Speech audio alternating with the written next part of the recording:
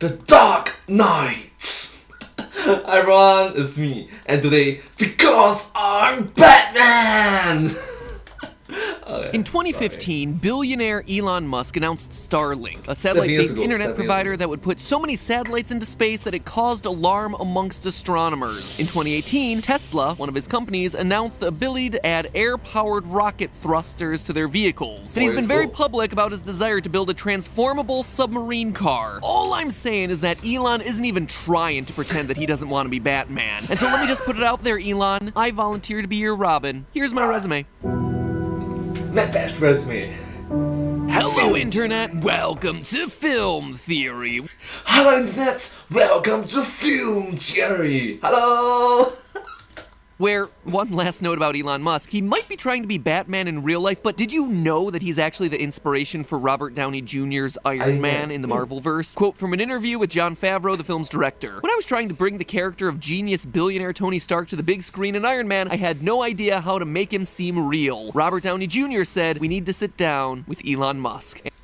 So if I'm not wrong, it's genius billionaire playboy philanthropist. And the rest is history, friends. Anyway, today we're talking about everyone's other favorite eccentric billionaire, Bruce Wayne, aka the Batman, who recently got himself a bunch of new announcements. In case you missed them, since 2020 continues to suck, and that suckitude includes things like Comic-Con being canceled, DC took it upon themselves to host an entirely separate online event called Fandom, where they could update all of us about their new projects. We saw the Snyder cut of Justice League, which, you know, looks like Justice League. We saw info about James Gunn's Suicide Squad 2, called The Suicide Squad, which, you know, has got to be the dumbest naming convention since the release of the Wii U, but really does look like a cool project. There are some new video games coming out that look like a lot of fun. Wonder Woman's new movie still looks promising, but of course, the no, Wonder Woman's biggest news was the drop of a new teaser for the Batman.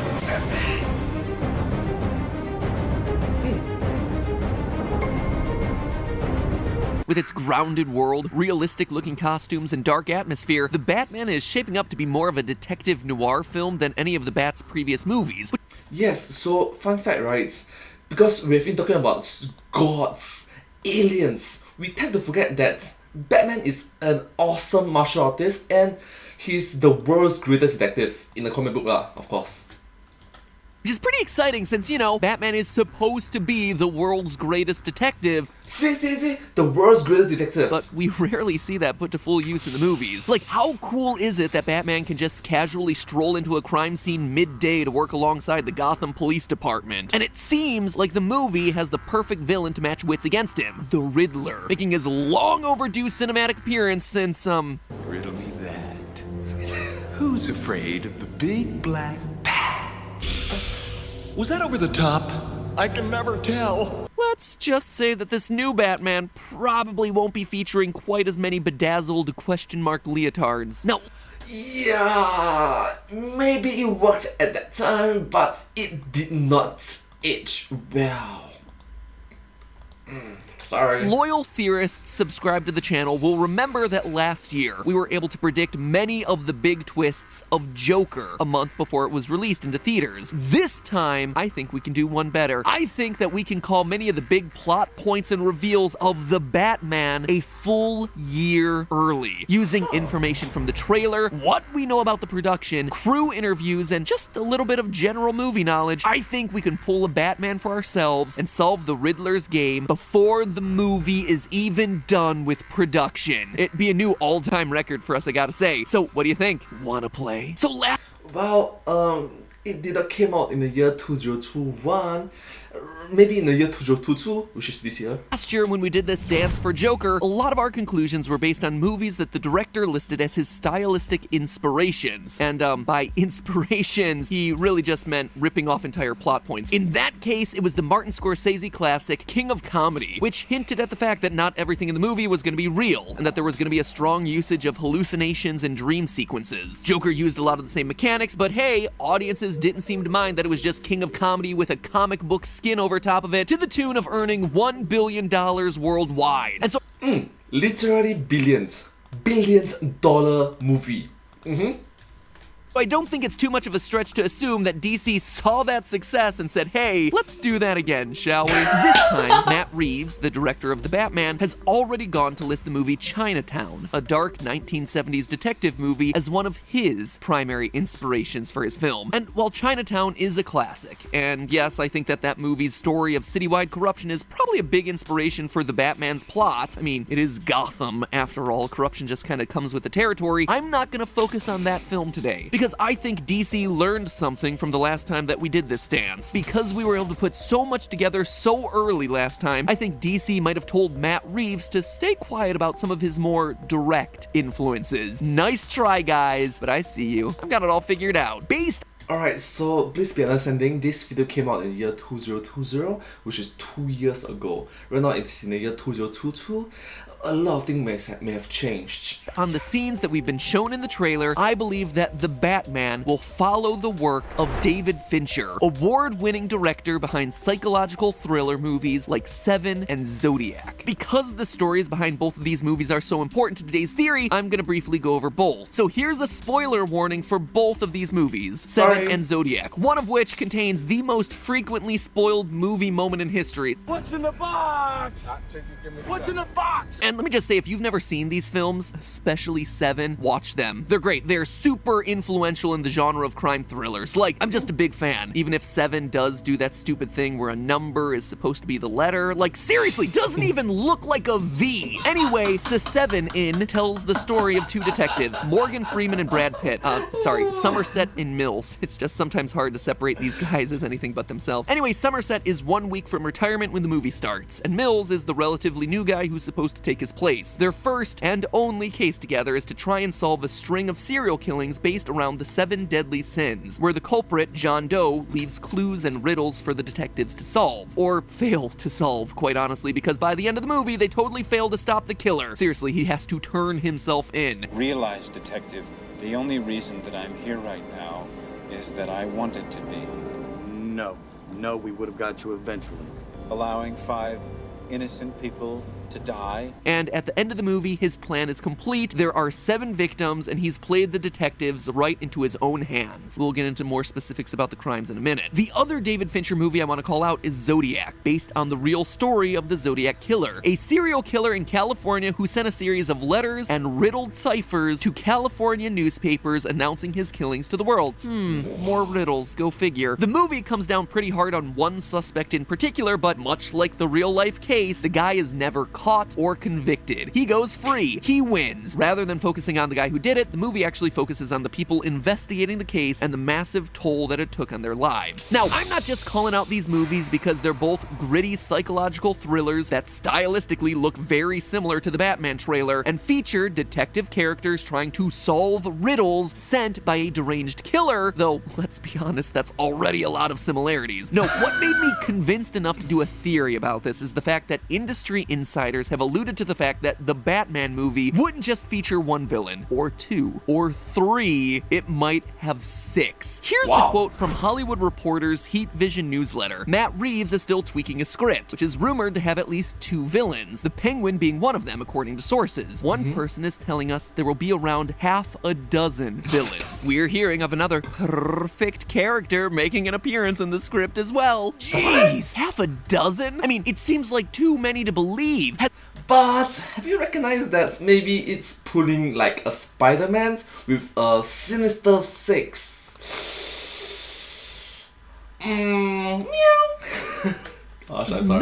No one learned anything from Spider-Man 3 or Amazing Spider-Man 2 or, well, really just a lot of Spider-Man movies with too many villains crammed in. It's No. No Way Home. No Way Home works. Seems like this absolutely insane number of villains, but Matt Reeves himself has gone on record to say that the movie will feature a rogues gallery of villains, again implying a lot of characters here. And this seems to hold up when you look at what information we've gotten so far from the production. Riddler, Penguin, and Catwoman all feature in the trailer, so we know that those 3 are definitely in there. We also know that John Turturro is cast as Carmine Falcone, who, well, not a supervillain per se, is often one of Batman's biggest villains. Rumors about Two-Face have also been swirling since the movie first started filming, and while no actor is definitely playing the character, Charlie and Max Carver are identical twins who are both cast in the movie in as of yet unnamed roles. Given Two-Face's common use of twins as henchmen, this casting doesn't seem like that much of a coincidence, and makes it likely that Two-Face will probably show his face somewhere. So already it seems like you're dealing with 5 known villains, meaning that a 6th wouldn't be that far of a stretch. Now, I go over all of that because, including Batman, it would make 7 key characters. It's an interesting number considering that 7 function the same way, 6 victims, and the 7th being the young Detective Mills. But having said that, please be understanding, this theory came out in the year 2020, and a lot of things may have changed. The one investigating the serial killings. And unlike all the other victims, Mills isn't killed. Instead, it's his idealism, his moral code that shattered at the end of the movie. Again, spoilers for the movie, but the killer John Doe pushes Detective Mills to the brink by offing his wife and shipping her head in a box to the middle of the desert. Mills fires on the shackled and helpless John Doe, and in the process creates the final 2 victims in John Doe's masterwork, John and himself, representing envy and wrath. It's a story that slots perfectly in with a younger Batman, one who, based on interviews about the movie, is only in his 2nd year of being a rodent-themed sleuth. Quote from Matt Reeves about the movie, "The idea is that we're in year 2. It's the Gotham experiment. It's a criminological experiment. He's trying to figure out sort of what he can do to finally change the place. And in our story, as he's in that mode, that's where you meet him. And he's seeing that he's not having any of the effect that he wants to have yet. And that is when the murders start to happen." So a young, more innocent and idealistic Batman is presented with a series of murders committed by the Riddler. And eventually, the last victim will be Batman himself, where his commitment or moral code is broken somehow. Don't believe me? In the trailer, Riddler directly calls out Batman. You're part of this too. How am I part of it? Part of the 7? 6? You'll see.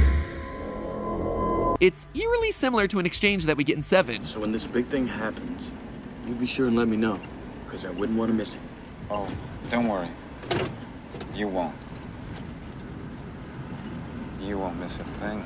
Now, don't get me wrong, I don't think that we'll be following the 7 deadly sins or anything literal like that, but I do think that the Riddler's goal in the Batman will be very similar to what we see of John Doe in 7. The trailer shows us that the Riddler likes literally leaving writing on walls. 7's killer also liked literally writing on the walls, clearly wanting to send a message with his murders. We see a deadly sin on every street corner. We tolerate it because it's common. Well, not anymore. And what I've done is gonna be puzzled over and studied forever. Sounds like a message that could also apply to Gotham, a city full of corruption and greed. As Matt Reeves says himself, the murders begin to describe sort of the history of Gotham. It opens up a whole new world of corruption that went much farther. Oh yeah, and then there's the music for the Batman trailer, Something in the Way. Not only is this a really great song, but it's also supporting this theory since it's a song by Nirvana, the iconic grunge band that exploded onto the scene and helped shape the course of music all through the 90s. It's a sound very much of that decade. And when was 7 released? 1995. Okay, that was pretty long ago. I'm not even sure my audience even born before then, so yeah. Man, I feel, oh gosh. Smack dab in the middle of the decade where Nirvana was at its height. Just call out what I see as an interesting coincidence. When asked about the comic book influences, Matt Reeves mentions Batman Ego, which was a dark story about the mental toll being a superhero takes on a human. It poses that classic Batman question: can Bruce Wayne and Batman ever truly coexist? We'll find out today! Dang it, Joel Schumacher, I thought I told you to stay out of this. Anyway, Ego touches on Bruce's obsession with vengeance and justice, and how the costs can be immense. Likewise, both 7 and Zodiac deal with the passion and ultimate disillusionment of crime fighters. In 7, Detective Somerset starts a week away from his retirement because he can't see the point in going on with what he's doing. By the end of the movie, he's kind of changed his mind. Ernest Hemingway once wrote, "The world is a fine place and worth fighting for. I agree with the second part. Meanwhile, Detective Mills lets his passion take control, ultimately leading to his own ruin when he murders an unarmed prisoner. It feels like the dynamic between Jim Gordon, the hardened police officer, versus Batman's wild passion for justice. Vengeance. Okay, or vengeance. By the way, I wouldn't be surprised if this was the final scene in the movie where, very clearly, he just beat that guy to death, right? We can all agree that that guy is probably dead, and if Batman's moral code is, hey, I'm working with the detectives, I don't kill people, maybe this is Batman after his moral code's been broken and he's like, you know what? I'm gonna have to kill people. Just putting it out there as a hypothesis. Anyway, in Zodiac, it's the same thing. The main character, Robert Graysmith, starts as an innocent cartoonist, but over the course of the movie devolves as he obsesses over the case, trying to solve the riddles, ignoring his wife, forcing his kids to work on solving the case with him, and ultimately putting his own life on the line to solve the crime. But what you may have noticed through all of this is that neither Zodiac nor Seven have particularly happy endings. In Zodiac, the killer gets away with it, and in Seven, the killer gets exactly what he wanted. Given that Batman is going up against one of his most brilliant villains, there's more than a good chance that the Riddler is going to wind up with what he wants too. And so that begs the question, what does he want? Well, outside of breaking the bat in a way that doesn't involve his back, I believe that he wants to dismember what's known as the Court of Owls. Remember how I said that there was one last slot open for another supervillain? Well, I think it might all be tied to a group of villains known as the Court of Owls. The Court of Owls is the shady cabal of Gotham's wealthiest citizens who actively influence crime in the city for their own benefit. In the comics, the Waynes were always fighting against the Court of Owls, and it wouldn't be much of a super stretch to guess that maybe the Court of Owls was tied to the death of Batman's parents. You know, I always make fun of movies for showing the Batman origin story for like the 1000th time, but it is really hard to talk about Batman and not talk about his parents' murder. Or, as Matt Reeves put it when talking about his movie, without being an origin tale for him, it ends up being something that touches on his origins. In fact, the Court of Owls is actually hinted at by the card that the Riddler leaves for Batman, which features an owl backed by a skeleton. We see Batman actually beating that skeleton later in the teaser, so that card might be more literal than it first appears. It's also worth calling out that the Court of Owls has a peculiar penchant for kidnapping young boys and transforming them into murder ninjas called Talons. Young boys who grow up to become murder ninjas. Where have I heard that one before? Talons get themselves a cool uniform that has a hood and goggles that looks awfully similar to Riddler's goggled face mask from the trailer. But I think Riddler wasn't a successful Talon. I think he escaped and he wants vengeance. The card Riddler left for Batman is from your secret friend, which indicates that at least Riddler sees himself as an ally for Batman's cause. So we have ourselves one person who's trying to solve Gotham's crime problem violently in the Riddler, and another person who's probably trying to solve it in a less violent way in Batman. And by the end of the movie, Batman has to change his moral code. Since the Court of Owls is actively making crime worse in the city, taking them out, even if violently, may actually help solve Gotham's crime problem, which is exactly what Matt Reeves claims Batman is trying to do. He's trying to figure out what he can do that can finally change this place. So in the end, here is how I see the movie The Batman playing out. 6 crimes, with the 7th victim being Batman himself. The Riddler's goal through his murders is to bring light to the corruption of Gotham, corruption led by the Court of Owls, and in the process, get Batman to question his own moral code by exposing the Wayne family's role in all of it. Wow, that's a very detailed plot that Batman is thinking about. Or potentially exposing that Batman himself was the product of the Court of Owls. That revelation shatters Batman, which leads him to breaking his own code in the end, ultimately killing someone, perhaps even the Riddler himself, thereby making Batman a vigilante rather than a trusted member of the detective squad. Oh, and I also predict there will be 0 appearances of bejeweled Riddler suits. So, am I right? Am I wrong? Looks like we're gonna have to find out in, 3071, 1091, 2061. Based on how 2020's been going, that last riddle might be the most unsolvable of them all. But hey, that's just a theory. A film theory. And cut. Riddle me this. How can you help Film Theory cross 10 million subscribers? Stat. The answer to that one is actually shockingly easy. You just click the red subscribe button down below, ring the notification bell. The bell if you want to get notified, but no skin off my nose if you don't. I just really want to cross 10 million subscribers on this channel one day soon. I think it deserves it. This channel works really hard. We work really hard on this. And hey, if nothing else, if this theory ends up not being true, just consider this your own personal headcanon. An alternate, equally viable route for how this movie could go. Will it be better? Will it be worse? I don't know, but it's worth subscribing to find out. Well, interesting, isn't it? Anyways, I want to see the last meme, sorry. Just one. Riddle me this. I'm sorry, just one more. 2061? Based on how 2020's been going, that Because last riddle might be I'm the most Batman. unsolvable of them all. Sorry. But hey, that's just a I know what you are. Say it loud. Batman. Batman. Oh, anyways, thank you all so much for watching this video together with me. I hope you find this video very interesting and just quite unique to watch, right? Anyways, if you do like this video, please remember to like, share, and subscribe to my channel, and comment down below if you have anything to share with us. Don't forget to follow my channel, and sincerely appreciate all of your support and encouragement for my work. It's very motivating, uplifting, and inspiring for me to continue. Thank you all so much for being so wholesome and positive, and I hope to see you all in my next video. But hey, that's just a theory, a film theory, and cut. Thank you.